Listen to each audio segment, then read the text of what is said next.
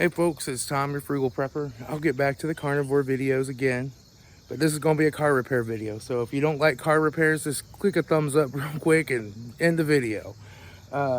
And I will get back to doing a carnivore videos soon. I have more great ideas. But this is a 07 Chevy Tahoe. Has some problems. It's been vandalized. It's had windows busted. It's got all kinds of problems. It's been sitting for a long time. And the problem is the fuel pump fuse keeps blowing. And this woman has been through heck with the transmission, getting it rebuilt, paying $5 grand for that at Amco and having to take it back like 5 times. She paid somebody like almost $500 to put an alternator on it. This is a cheap aftermarket AutoZone alternator, not a factory one or anything. But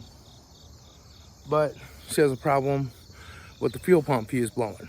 And they called me out to replace a programmed computer that they got at the junkyard.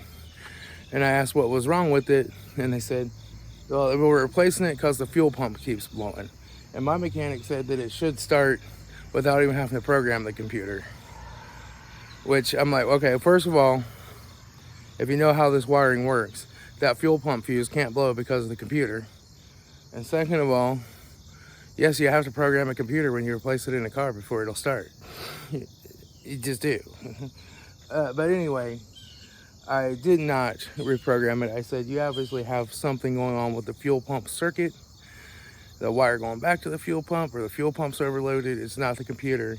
I'm not going to charge you to reprogram the computer when you don't need that. Well, they had their old computer turned in as a core at the junkyard. Luckily, it's a junkyard I know. My best friend works there, and I was able to go back over and get the core back yesterday. So I have the original computer to put back in it. They'll have to work something out on this computer they bought to see if they can return it or not. I told them that's not up to me, that's between them and you. But I got the old one. But first I want to see what's going on that's blowing this fuel pump fuse. And I'll take you through the wiring diagrams and kind of show you. So if we look here, this yellow trace goes right back to the fuel pump direct on this gray wire. That's the power for the fuel pump. This is the relay. It energizes it with a positive because the other side of that relay goes to a ground. So the computer sends a positive, energizes the relay, clicks this shut, and provides power back to the pump. It goes through the fuel pump fuse after the relay. So the only thing that can cause this to blow is a short or an overload on this wire. Now, she said at first she drove it like every 30 minutes or so, it would pop a fuse. They'd have to replace it. And then she just started, like, put the fuse in, it popped right away and wouldn't work. So that tells me it's probably a short in the wire, probably an intermittent short. So we're going to troubleshoot this wire. Now, since they towed it over here and it jiggled, wherever that harness is shorted might not be shorted now. But we're just gonna do some troubleshooting here. Now, I did, in case I have to pull the fuse box, I did pull this, and it's connector X3 or connector 3. They call it X3 in the wiring diagram if you look here, but it's called connector 3 connector views. But this is a gray wire, and it comes off of this pin B5 on that connector. Okay, so if I have to pull a fuse box and go there, I can do that. But what we're going to try with a blown fuse in it, seeing what happens, because we should be able to probe this side of the blown fuse, see the fuel pump, probe this side, and see the relay. So that's on pin 87 of the relay. So we are ready to do that. I look over here and I see our fuel pump relay. We'll lay this out like the box is laid out. The fuel pump relay is like right here beside the park lamp relay. Okay, so, and the fuel pump fuse is number 20 right here, the second one up from the fuel pump relay. So let's go do some probing with the multimeter, and I will explain what I'm doing as I'm doing it. Okay, so what we want to find out is which side of this goes to ground, which side of this fuse, right? There's one side over there. I'll pull this little tester out for right now. So one side of this fuse goes to the gray wire to the fuel pump and the other side doesn't. The one for the going to the fuel pump should show a ground through the fuel pump because it's a coil, and that coil goes to ground. So a low current multimeter, it's going to show ground, right? It's going to show a ground path, so it'll have continuity. Or if the wire's shorted, it'll show continuity, but that'll still tell us which wire goes to the fuel pump. The other side won't. So we'll hook this to ground. I'll check it. Yep, I have continuity to ground there. So now we're going to go to this one, and there's no short to ground. So that's our positive side that comes from this relay. And there's our ground. That's going back to the fuel pump. Okay? So now what we want to do is try to power this fuel pump with a fused circuit. So we'll do that next. All right, so now what I have is a positive running from the battery over here. It's coupled up. I guess I have it on the plastic so it won't short to anything. I have it running over here to this fuse, right? And we're gonna plug that in, see if the fuse blows or the fuel pump powers up. We're gonna see what happens. Let me set the camera up here. Okay, so now I'm just gonna take and plug this in to that fuel pump. Yeah, I hear the fuel pump running. It sounds healthy. So what I'm going to do is measure how many amps it's drawing with my amp clamp. 4.8 amps. So we're pretty good there. 4.8 amps. It's a 20 amp circuit. Oh. And it just blew my 15 amp fuse. So it just shorted out. Interesting. So is that an intermittent short? I don't know. So here's what I'm going to do next. I'm going to do the same test, but I'm going to bypass this fuse box. Because these fuse boxes are known for corroding and getting shorts in them. So we're going to pull this fuse box up and out. I'm going to go direct to the wire underneath and see if it shorts out still. That would tell us the problem might be in this fuse box.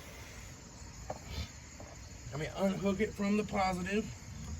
Don't short anything out. And we'll go ahead and pull this fuse box up and out of here. And these should have 2 plastic tabs. Let me put this relay back in so I don't lose that. We'll take this broken fuse out.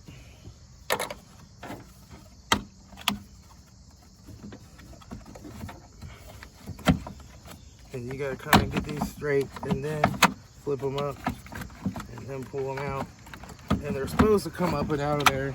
But half the time, half these connectors undock, which they're not really supposed to. So you gotta pull those off to get it out of there.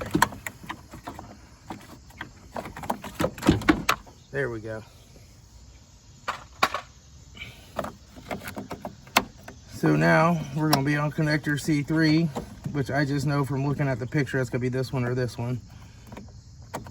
And so I think it's this one. We're looking for a dark gray wire on this pin right here. And there's our gray wire coming from this pin. That's our fuel pump circuit.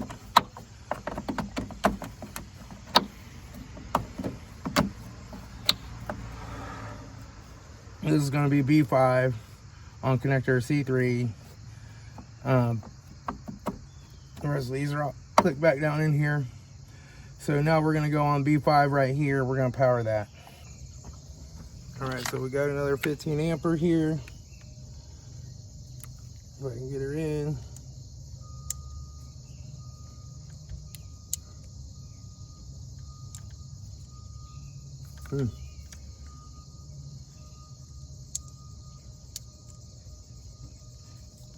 Come on, go in there. All right, my fuse holder is giving me fits. I think it's because this fuse is a little screwed up. There it goes. Okay. So now we'll plug that right here into B5. We'll go ahead and power it.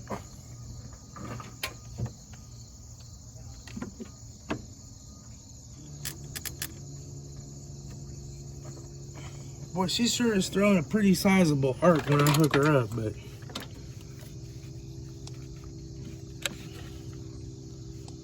drawing 4.9 amps. Boom, it just popped. And it was drawing 4.9 right up till it popped.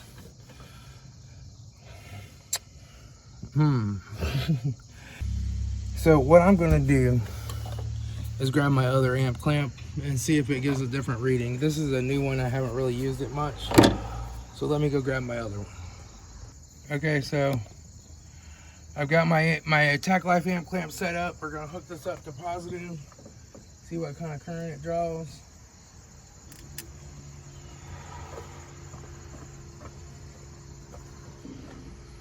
Oh, that's drawing 22 amps.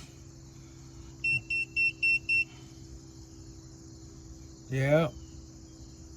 So this amp clamp is all wrong for some reason. That fuel pump's drawing too much amperage, and it's gonna pop that fuse. Isn't that interesting? Again, the Tech Life amp clamp seems to work better than this one. We'll hook this one up too. Oh, this one's on AC. There we go. Now we're at 19.6, but this might need re-zeroed. But we're drawing 21 amps. I haven't blown this yet, but oh, she's getting hot. I'm going to hook her. Nope, she just blew.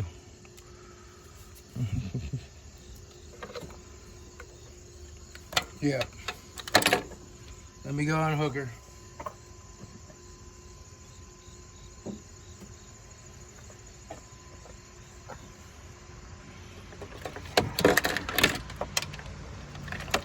So now we know. Yeah, she melted my fuse holder, man. Look at that. Holy crap. So these cheap fuses, that's a 15 amp fuse, and you saw how long it drew 22 amps for before it blew. That's why these cheap fuses are sometimes not good. You know, sometimes you want a better fuse, a better quality fuse. But for like quick testing like this, I'll use them. And I have 100 of these fuse holders, so I can get another one.